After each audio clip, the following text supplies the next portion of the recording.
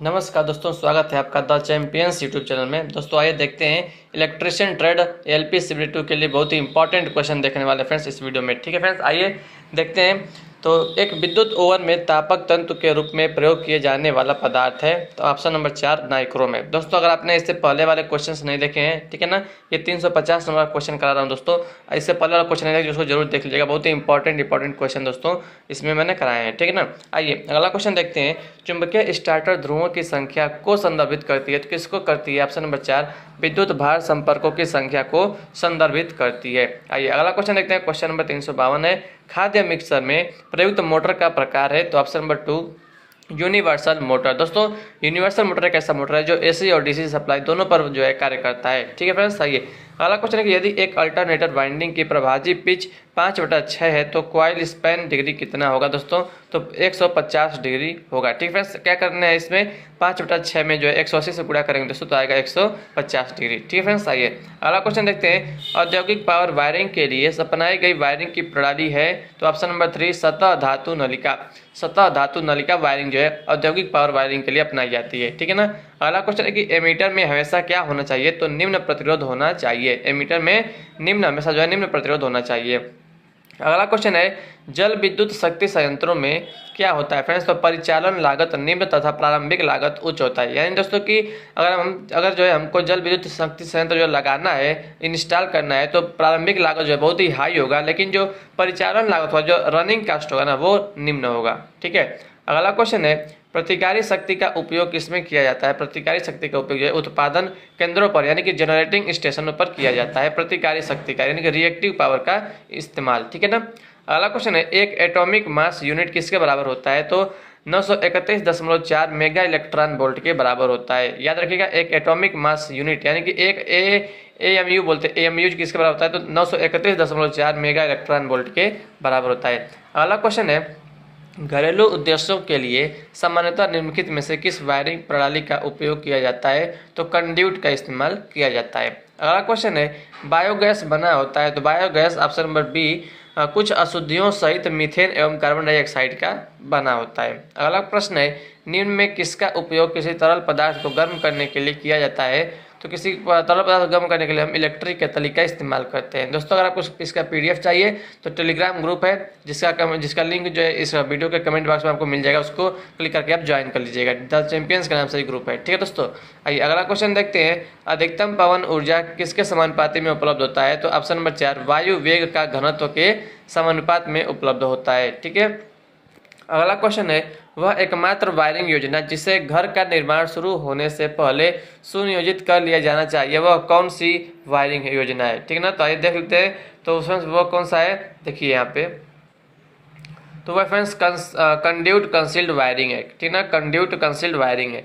अगला क्वेश्चन है, सौर संग्राहक में पारदर्शी आवरण हेतु प्रदान किया जाता है, तो ऑप्शन नंबर 4 कलेक्टर से वायुमंडल में गर्मी के नुकसान को कम करने हेतु जो है प्रदान किया जाता है। ठीक ना, यानी जो सौर कलेक्टर होता है, जो सोलर कलेक्टर होता है, उसमें जो पारदर्शी आवरण होता है, जो कवर होता है उसका, वो पारदर्शी होता है। क्योंकि जो है क्यों होता है, कलेक्टर से वायुमंडल में गर्मी के नुकसान को कम करने के लिए हम जो है लगाते हैं। ठीक है ना। अगला प्रश्न है, ऐसी परिपथ की औसत शक्ति कितनी होती है? तो उसका फार्मूला होता है VI cos phi होता है, VI cos phi। ठीक है ना। अगला क्वेश्चन है, निम्नांकित में से कौन सा शक्ति संयंत्र ठंडी स्थिति से पूर्ण भार परिचालन में शुरू होने के लिए कम समय लेगा? तो ऑप्शन नंबर 3 जल विद्युत शक्ति संयंत्र परिचालन के लिए बहुत ही कम समय लेगा। जैसे टरबाइन पर जो है, टरबाइन पर पानी गिरना शुरू होगा दोस्तों, जैसे टरबाइन घूमेगा तो मोटर को घुमाएगा, मतलब उसको अल्टरनेटर घुमाएगा और वहाँ से आपको बिजली बनना शुरू हो जाएगा। ठीक है। अगला क्वेश्चन है, जर्मेनियम डायोड के लिए नी वोल्टेज कितना होता है? तो 0.3 वोल्ट होता है जर्मेनियम डायोड के लिए। ठीक है ना। उसके बाद है फ्रेंड्स अगला, भारतीय विद्युत नियमों के अनुसार किसी सेवा लाइन को यानी किसी सर्विस लाइन को टेप नहीं किया जाना चाहिए, तो मध्य विस्तार से टेप नहीं किया जाना चाहिए। अगला क्वेश्चन है, ब्रिज रेक्टिफायर के लिए न्यूनतम कितने डायोड की आवश्यकता होती है? तो ब्रिज के लिए दोस्तों 4 डायोड की आवश्यकता होती है। ठीक है ना। अगला क्वेश्चन है, हाई टेंशन ओवरहेड चालक को कतार में खड़े बिजली के खंभों पर सीधा रखने के लिए किस प्रकार का कुचालक प्रयोग में लाया जाता है? तो friends option number 2 pin type कुचालक का इस्तेमाल किया जाता है। अगला क्वेश्चन है, बैटरियों को समांतर क्रम में क्यों जोड़ा जाता है दोस्तों? तो धारा क्षमता बढ़ाने के लिए जो है बैटरियों को समांतर क्रम में जोड़ा जाता है। अगर वोल्टेज रेटिंग बढ़ाना है तो उसको हमको सीरीज में जोड़ना पड़ता है, ठीक है ना। वोल्टेज में दोस्तों जो है मतलब अगर समांतर क्रम में वोल्टेज क्या होता है, सब सेम होता है। कितनी भी बैटरी आप जोड़ लेंगे दोस्तों तो जो वोल्टेज का जो रेटिंग होगा वो एक समान होगा, ठीक है। लेकिन धारा क्षमता जो है समांतर क्रम में बढ़ जाता है, ठीक है। अगला क्वेश्चन है, कोरोना के संबंध में निम्न में से कौन सा कथन सत्य है? तो ऑप्शन नंबर 1, कोरोना महत्वपूर्ण विघटनकारी वोल्टेज ऊपर से शुरू होता है, ठीक है ना। अगला क्वेश्चन है, एक वाइंडिंग जिसमें समान संख्या में स्लॉट और पोल होते हैं उसको हम क्या कहते हैं? तो उसको हम कहते हैं कंसंट्रेटेड वाइंडिंग कहते हैं, जिसमें जो है समान संख्या में स्लॉट और पोल होते हैं, यानी कि स्लॉट की संख्या और पोलों की संख्या समान होती है, उसको हम क्या कहते हैं?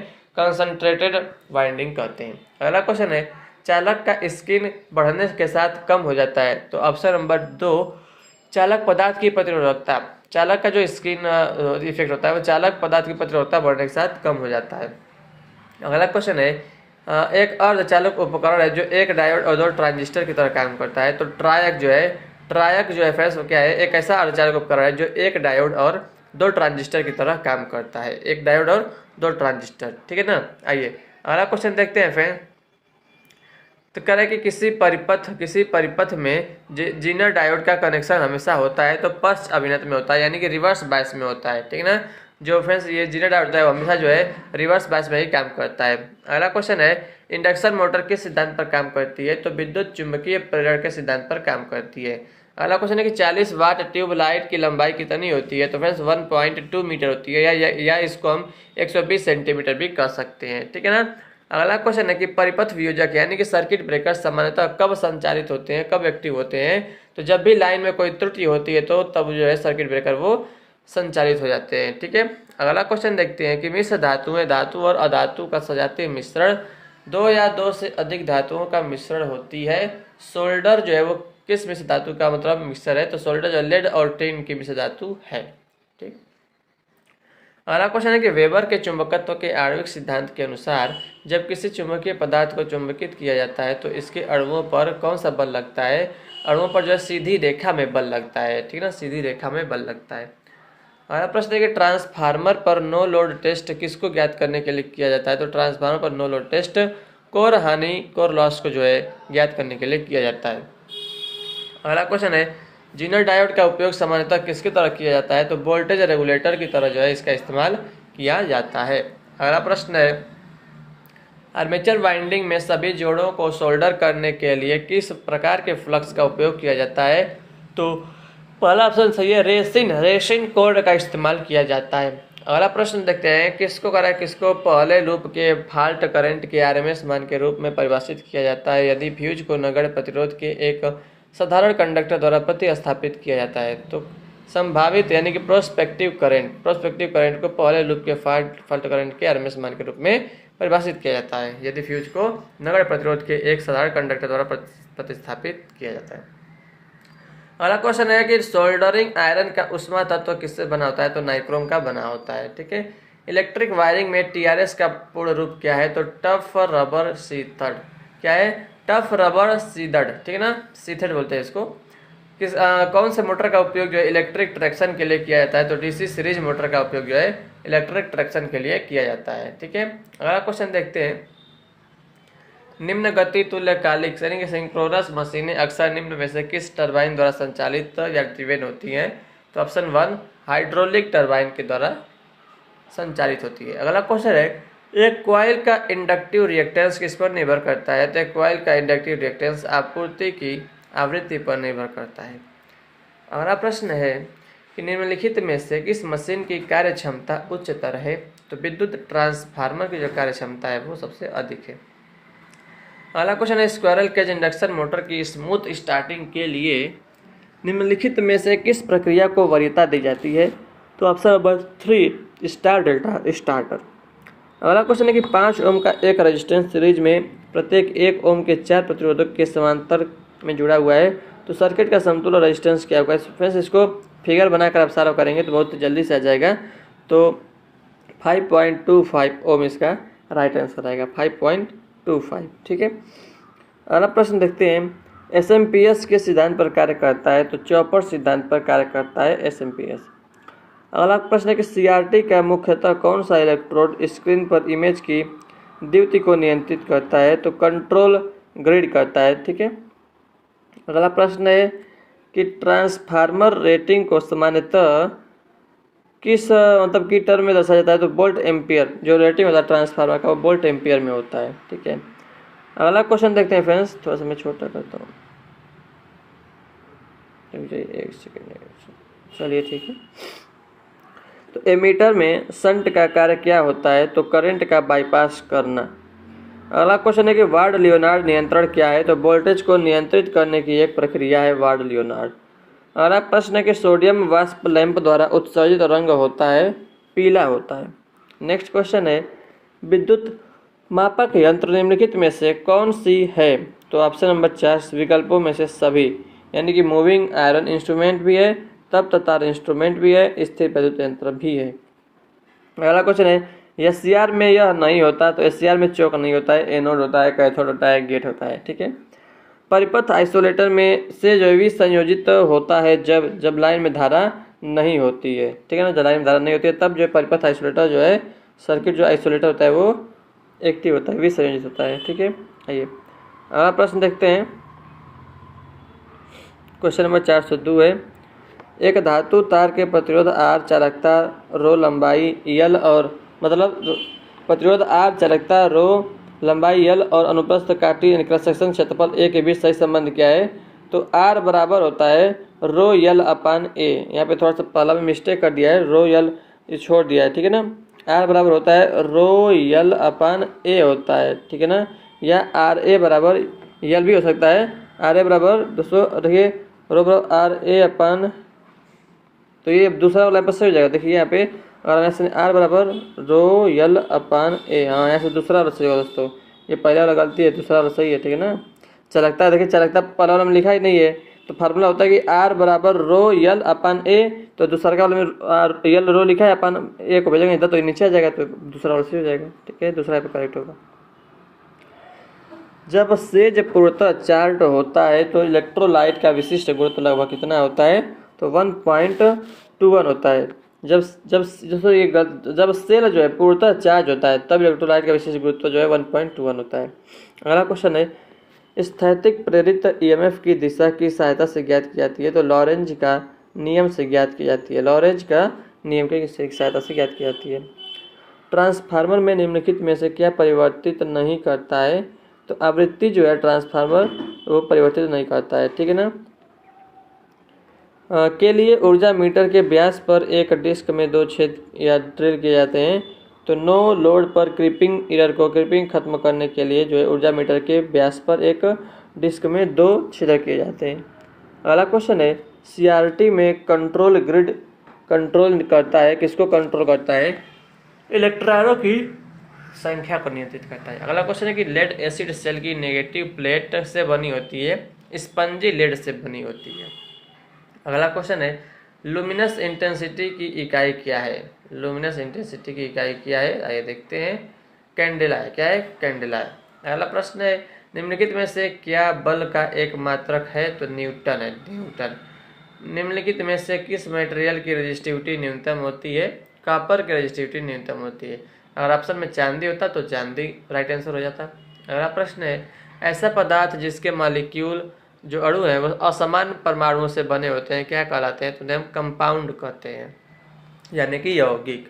अगला क्वेश्चन है पोर्टेबल ड्रिलिंग मशीन में कौन से प्रकार की मोटर का उपयोग किया जाता है? ऑप्शन नंबर 3 यूनिवर्सल मोटर का प्रयोग किया जाता है।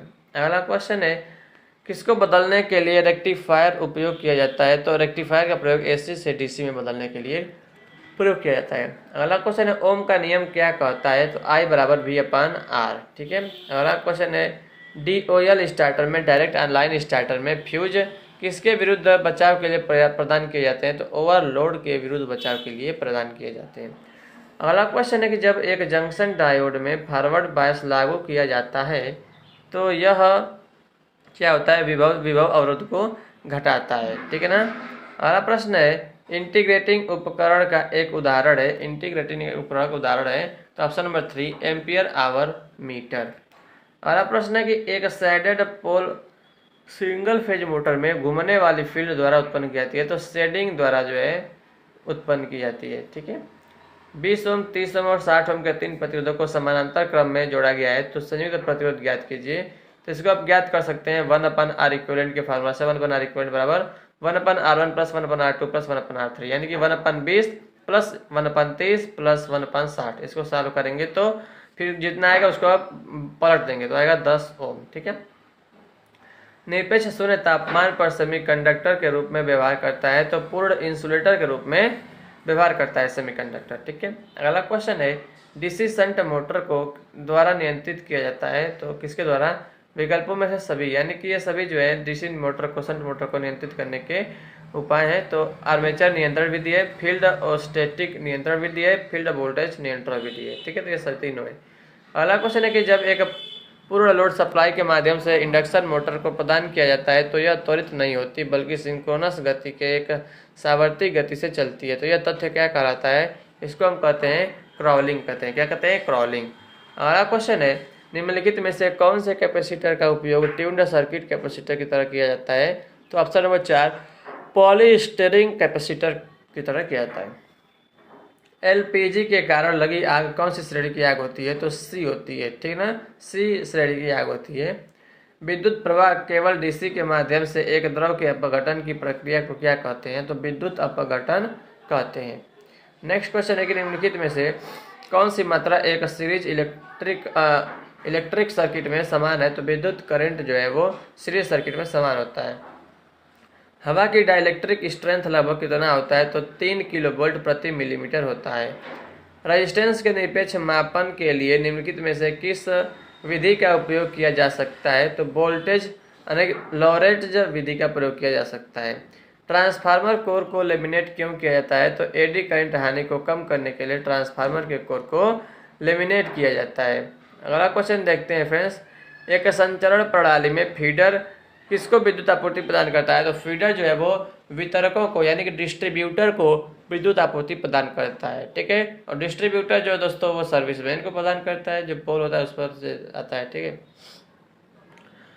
अधिभार संरक्षण के लिए एक ऑन ऑफ स्विच को कहा जाता है? तो मैनुअल स्टार्टर कहा जाता है।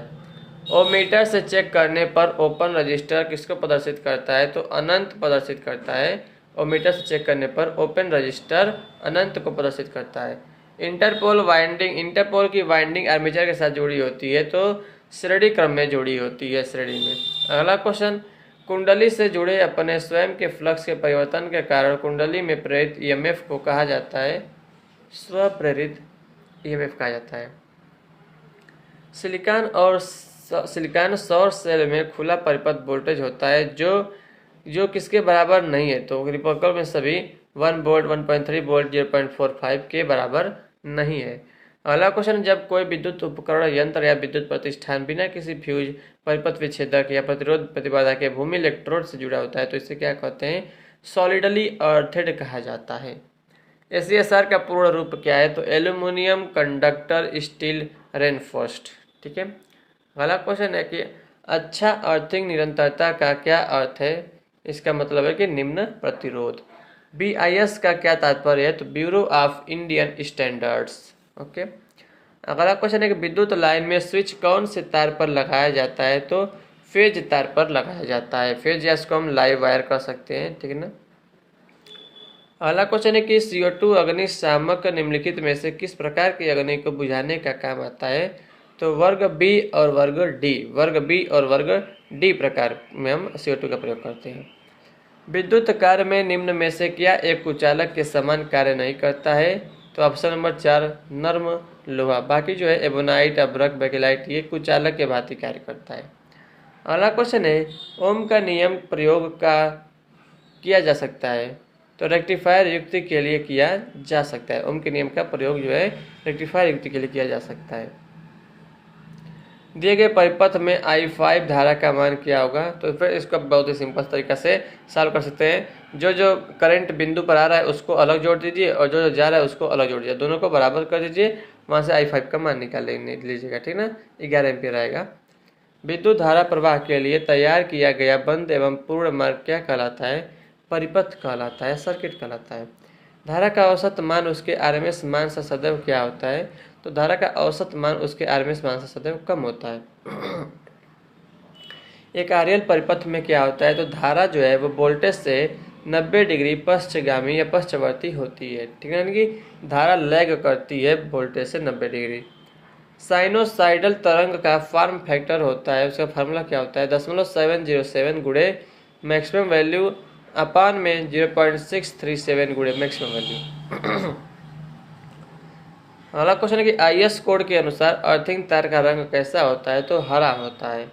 सीआरओ में टाइम बेस सिग्नल होती है, तो क्या कैसी होती है? उच्च आवृत्ति की साइनोसाइडल तरंग होती है, उच्च आवृत्ति की साइनोसाइडल तरंग होती है, ठीक है। अगला क्वेश्चन देखते हैं दोस्तों,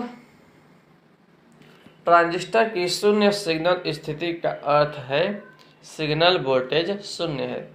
अगला क्वेश्चन है कि पीएनपी ट्रांजिस्टर में धारा का प्रवाह होता है उत्सर्जक में आधार की तरह होता है। अगला क्वेश्चन है किसी दोहरीतर परिपथ में आवृत्ति ज्ञात करने का सूत्र होता है, तो तीसरा है F बराबर 1/2π√LC। अगला क्वेश्चन देखते हैं, वर्ग बी पावर प्रवर्धक में अधिकतम दक्षता कितनी होती है? तो 78.5% होती है, ठीक है ना, 78.5% होती है वर्ग बी प्रवर्धक में। अगला क्वेश्चन है, एक क्रिस्टल दोहरीतर की सीमा निम्न में से कौन सी है? तो निम्न आउटपुट। एससीआर के टर्मिनल होते हैं एनोड, कैथोड और गेट होते हैं, 3 टर्मिनल होते हैं। अगला प्रश्न है, विद्युतीय युक्ति जिसमें थायरिस्टर और ट्रांजिस्टर के संयुक्त गुण पाए जाते हैं वे हैं GTO। अगला क्वेश्चन है, वह युक्ति जिसमें ऋणात्मक प्रतिरोध क्षेत्र पाया जाता है? तो UJT यूनि जंक्शन ट्रांजिस्टर। अगला क्वेश्चन है, संचालन की गति के अनुसार सही घटता हुआ क्रम में संचालन की गति के अनुसार तो पावर मॉसफेट की स्पीड सबसे ज़्यादा होती है, उसके बाद IGBT, फिर पावर BJT, उसके बाद SCR। Power MOSFET, IGBT, power BJT, SCR। निम्नलिखित गेट्स में से कौन से यूनिवर्सल गेट है? तो नॉर और नैंड और नॉर या नॉर और नैंड जो है यूनिवर्सल गेट है। फ्लिप फ्लॉप है तो 1 बिट स्टोरेज सेल है, फ्लिप फ्लॉप जो है वो 1 बिट स्टोरेज सेल है, ठीक है। अगला क्वेश्चन देखते हैं, बाइनरी संख्या 111 तथा 101 को गुणा करने पर प्राप्त संख्या तो 100011 आएगा, ठीक है ना, गुणा उसको आप सीख लीजिएगा। स्टेटर की संरचना होती है तो वलयाकार होती है, स्टेटर की संरचना वलयाकार। अगला क्वेश्चन है, एक डीसी जनरेटर में ब्रश का तनाव उसके कार्य के लिए बहुत महत्वपूर्ण होता है, अतिरिक्त ब्रश तनाव से क्या होता है? दिक् परिवर्तक अतितप्त होगा और सतह घिस जाएगी। अगला क्वेश्चन है, उत्सर्जक आधार संधि में अग्रवर्ती बायसिंग होती है, सैचुरेशन मोड होती है। ट्रांजिस्टर किसके रूप में इस्तेमाल नहीं किया जा सकता? तो कैपेसिटर के रूप में इस्तेमाल नहीं किया जा सकता है। धारा लाभ दोनों इकाई से अधिक होते हैं तो कॉमन इमीटर विन्यास में अधिक होते हैं, ठीक है। अगला क्वेश्चन देखते हैं कि निम्न में से कौन सा एकीकृत सर्किट का एक प्रकार नहीं है? तो टेट्रोलिथिक संबंध परिपथ प्रकार नहीं है। एक यूजेटी में टर्मिनल होते हैं, कितने टर्मिनल होते हैं? तो 3 टर्मिनल होते हैं। डीसी मशीन का सबसे बाहरी भाग योग कहलाता है, कम क्षमता की मशीन हेतु ये बना होता है ढलवा लोहा से बना होता है। एक विलगित उत्तेजित जनरेटर में क्या होता है? जिस क्षेत्र वाइंडिंग को बाय डीसी स्रोत से उत्तेजित किया जाता है। ट्रांसफार्मर को एडी करंट क्षय से रक्षित करने हेतु कोर को किससे बनाया जाता है? सॉफ्ट आयरन से बनाया जाता है। निम्न में से कौन सी डीसी मोटर की गति नियंत्रक प्रक्रिया नहीं है? फील्ड कंट्रोल प्रक्रिया यह नहीं है, बाकी सब है, field diverter, voltage control, series parallel control. अगला क्वेश्चन है, इनमें से कौन सा एक स्टेप अप ट्रांसफार्मर के बारे में सही है? तो synchronous speed greater than rotor speed, मतलब NS greater than NP। Step up transformer, अच्छा ये तो NS मतलब जो सेकेंडरी जो टर्न होता है, नंबर ऑफ सेकेंडरी टर्न, वो प्राइमरी टर्न से अधिक होता है, तो स्टेप अप ट्रांसफार्मर के बारे में, ठीक है। अगला क्वेश्चन देखते हैं, अगर एक डीसी के सप्लाई टर्मिनल को आपस में बदल दिया जाए तो क्या होगा? चक्रण की दिशा जो है वो अपरिवर्तित रहेगी। आर्क वेल्डिंग में प्रयोग होने वाला जनरेटर है डीसी डिफरेंशियल कंपाउंड जनरेटर। परिवहन वाहनों में सामान्यतः प्रयोग होने वाले मोटर है डीसी श्रेणी मोटर। डीसी मोटर के साथ प्रयुक्त स्टार्टर का कार्य क्या है? स्टार्टिंग करंट को सीमित करना। डीसी मोटर में स्टार्टिंग के समय रिवर्स ईएमएफ होता है, 0 होता है। लघु परिपथ जांच से निम्न का पता चलता है, कॉपर लॉस का पता चलता है। आदर्श परिवर्धक का शोर गुणांक कितना होता है? 0 डेसिबल होता है। सबसे महंगी कपलिंग निम्न में से कौन सी है? Transformer coupling. एक चतुर्थ पोल डीसी मशीन में वैकल्पिक पोल उत्तर व दक्षिण में होते हैं। पीवीसी का फुल फॉर्म क्या है? Polyvinyl chloride. डीसी मशीन के ब्रश किससे बने होते हैं? कार्बन से बने होते हैं। कोई मोटर डीसी मोटर है या मोटर के किस भाग को देखकर पता किया जाएगा? कम्यूटेटर को देखकर पता किया जाएगा। ठीक है, आगे देखते हैं। एक डीसी मशीन में भिन्नात्मक पिच कुंडली प्रयोग की जाती है, तो स्पार्किंग को कम करने के लिए प्रयोग की जाती है। 5 HP तक की डीसी मोटर में सामान्यतः होते हैं तो 2 पोल होते हैं। इनमें से क्या आवश्यक रूप से डीसी मोटर का एसी मोटर की तुलना में लाभ नहीं है? कम कीमत। डीसी शंट मोटर का प्रयोग निम्न में से किसके संचालन में किया जाता है? तो मशीन टूल्स के इस्तेमाल में किया जाता है। नो लोड पर सीरीज मोटर की चाल होती है, तो नो लोड पर डीसी सीरीज मोटर की चाल अनंत होती है, इसलिए इसको बिना लोड के इस्तेमाल नहीं किया जाता, प्रयोग नहीं किया जाता है। यदि डीसी मोटर में बैक ईएमएफ अनुपस्थित हो तो मोटर जल जाएगी। डीसी मोटर की गति को नियंत्रित करने हेतु निम्न में से किसका प्रयोग किया जाता है? गति को नियंत्रित करने हेतु किसका प्रयोग किया जाता है? थायरिस्टर का प्रयोग किया जाता है। जब एक मोटर को चालू किया जाता है तब घूर्णक की आवृत्ति होती है सप्लाई आवृत्ति के समान होती है। औद्योगिक अनुप्रयोग हेतु सामान्य तौर पर प्रयोग होने वाली एसी मोटर है तो 3 फेज प्रेरण मोटर है। यदि एक प्रेरण मोटर में घूर्णक की स्लिप आदि हो जाए तो घूर्णक का रिएक्टेंस होगा 2 गुना होगा। प्रेरण मोटर तुल्यकालिक गति पर चलेगी, जब वह चलाई जाएगी तो प्रवेशित ईएमएफ के साथ चलाई जाएगी, तो प्रेरण मोटर तुल्यकालिक गति पर चलेगी। किसी अल्टरनेटर की ईएमएफ बढ़ानी हो तो फील्ड को रेगुलेट करके फ्लक्स को बढ़ाते हैं। जब आर्मेचर चालकों की संख्या 84 तथा पोलों की संख्या 6 है तो पोल पिच का मान कितना होगा? तो पोल पिच बराबर 200 आर्मेचर चालकों की संख्या में आप पोलों की संख्या से भाग देंगे तो 14 इसका राइट आंसर आएगा। ठीक है दोस्तों, तो यहाँ पर फ्रेंड्स यहाँ पर टोटल जो है कंप्लीट होता है यहाँ पे 500 क्वेश्चन, यानी कि इस वीडियो में हमने जो है 150 प्रश्न दोस्तों देखा है। ठीक है फ्रेंड्स, तो वीडियो कैसा लगा कमेंट करके बताइएगा। ठीक है फ्रेंड्स, ऐसा ही और वीडियो आप चाहते हैं तो कमेंट करके बताइएगा कि ठीक है दोस्तों, ऐसे वीडियो मैं आपके लिए और लेकर आता रहूँगा। तो अगर आपको वीडियो पसंद है वीडियो को लाइक करिएगा, चैनल पर नए आए तो चैनल को सब्सक्राइब करिएगा दोस्तों। और इसका अगर आपको पीडीएफ चाहिए तो पीडीएफ के लिए टेलीग्राम का ग्रुप है, ठीक है, उसको ज्वाइन कर लीजिएगा, द चैंपियंस के नाम से है, और उसका लिंक जो आपको इस वीडियो के कमेंट बॉक्स में आपको मिल जाएगा। ठीक है दोस्तों, तो उसको ज्वाइन कर लीजिएगा। उसमें जितना भी मैंने बाकी पिछले वीडियो पढ़ाए हैं दोस्तों, वीडियो बनाए हैं, उसका भी दोस्तों आपको जो है पीडीएफ उसी में टेलीग्राम ग्रुप के फाइल सेक्शन में आपको देखने को मिल जाएगा। ठीक है दोस्तों, तो वीडियो कैसा लगा कमेंट करके बताइएगा। आपके कमेंट का बहुत ही बेसब्री से इंतजार रहता है। ठीक है फ्रेंड्स, तो थैंक यू सो मच इस वीडियो को देखने के लिए आप लोगों का बहुत बहुत धन्यवाद। कोई दोस्तों अगर आप कोई क्वेश्चन पूछना चाहते हैं, कोई सजेशन लेना चाहते हैं तो मेरा मोबाइल नंबर 9889792600 पर आप कांटेक्ट कर सकते हैं एनी टाइम। ठीक है दोस्तों, तो thank you so much once again. तो थैंक यू सो मच इस वीडियो को देखने के लिए आपका बहुत बहुत धन्यवाद। मिलते हैं आपसे अगले वीडियो में फ्रेंड्स, तब तक के लिए टेक केयर, बाय बाय, जय हिंद, जय भारत, वंदे मातरम।